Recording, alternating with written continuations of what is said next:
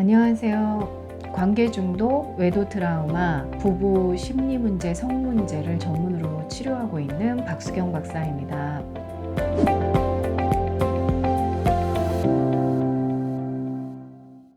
자, 많은 여자분들은요, 내 마음속의 상처에 대해서 되게 관대하시죠. 치료의 필요성이나 이런 걸 잘 못 느끼시고요. 그냥 남편이 잘 들어주고, 남편이 그냥 위로해주고, 뭔가 이렇게 주변 사람들한테 말을 해서 일시적으로 풀리면 될 거라고 생각을 합니다. 그러니까 되게 나의 상처에 대해서 관대하신 거죠. 근데 문제는 뭐냐면 이런 상처들이 쌓여서 결국에는 부부 문제가 되고 자녀 양육의 문제가 되고 결국에는 나의 심리가 이상해져서 나중에는 정신장애, 정신병까지 발병하게 되는 원인이 되는 거죠. 그래서 우리가 상처 많은 여자들이 살게 될 인생은요, 일단 화와 짜증이 많고요. 일상에 그냥 화와 짜증이 많고 무기력과 우울에 점점 노출이 되게 되고요. 아이들이 이제 잘 크기가 힘들겠죠.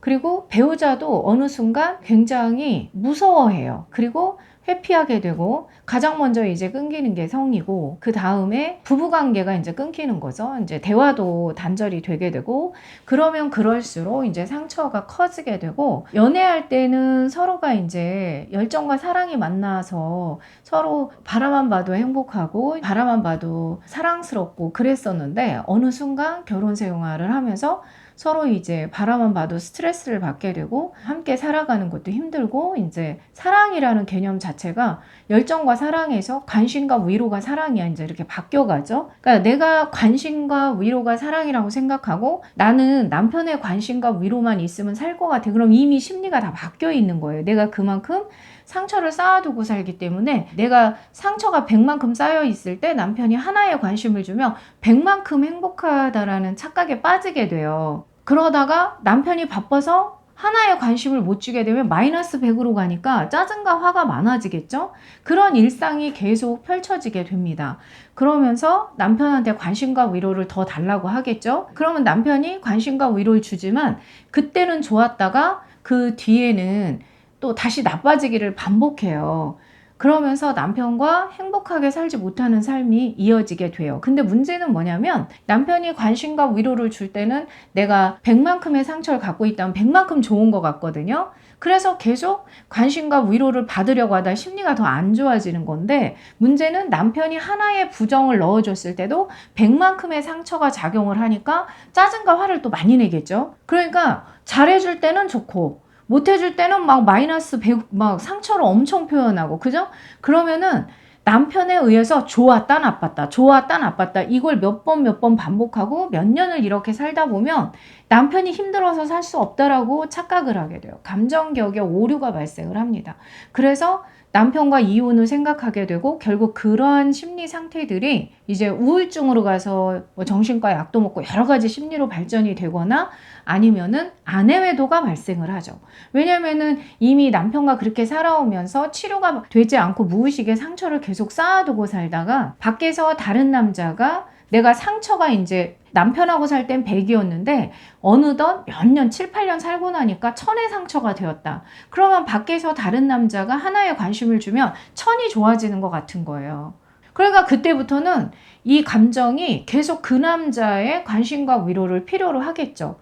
자, 그러면 남자가 하나의 관심을 주고 내가 1000의 상처를 가졌으니까 1000만큼 반응을 하게 되겠죠?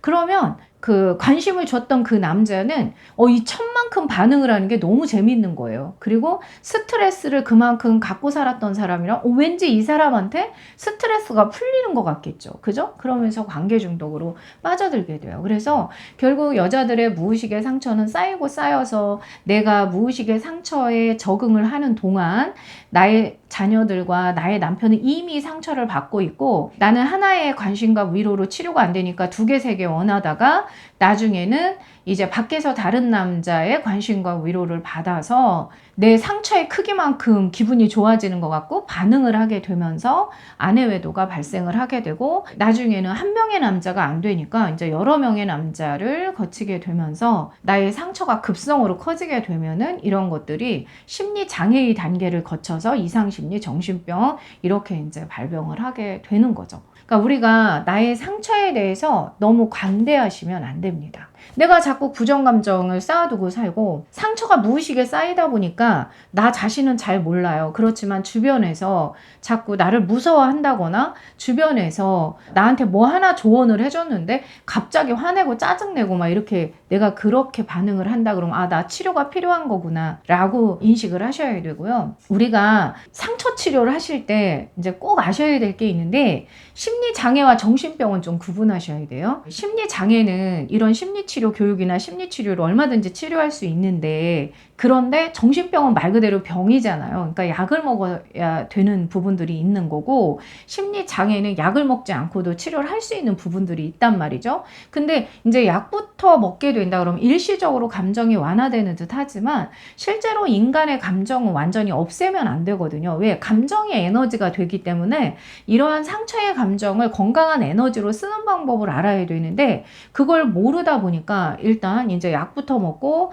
내가 이제 무기력해져서 에너지가 소실이 되면 내 스스로 에너지를 만들어야 되는데 그게 잘 되지 않게 되면 이것도 이제 부부 문제의 원인이 된다라는 거예요. 왜 부부 문제의 원인이 되냐면 주로 이제 남자들 같은 경우는 아내라는 여자를 통해서 에너지가 공급되는 부분들이 꽤 많단 말이죠. 근데 아내가 이 마음의 상처가 너무 많아서 부정적 에너지를 공급하거나 아니면은 어떤 정신과 약이나 이런 것들로 이제 무기력이나 이런 것들로 작용을 할 때 그래서 뭐 이렇게 오랜 시간 뭐 정신과 약을 먹거나 뭐 이렇게 되었을 때 이때 남편들이 외도를 하는 경우들도 꽤 많더라는 거예요. 뭐 이거는 뭐 오랜 시간 제가 20년 동안 이제 엄청난 그 임상 사례를 쌓으면서 남편들이 외도가 어느 포인트에서 발생되는지 이런 것들을 연구하면서 다 데이터로 가지고 있는 거기 때문에 이런 부분에서도 아내들이 이 상처에 대해서 쉽게 생각하지 마시고 철저하게 치료를 해야 되는 거고 예방을 해야 되는구나 이런 마음을 좀 가지셨으면 좋겠고요. 그것이 나의 자녀와 이제 나의 남편을 지키는 또 핵심이 되고 내 자신을 지키는 핵심이 된다는 걸 아셨으면 좋겠습니다.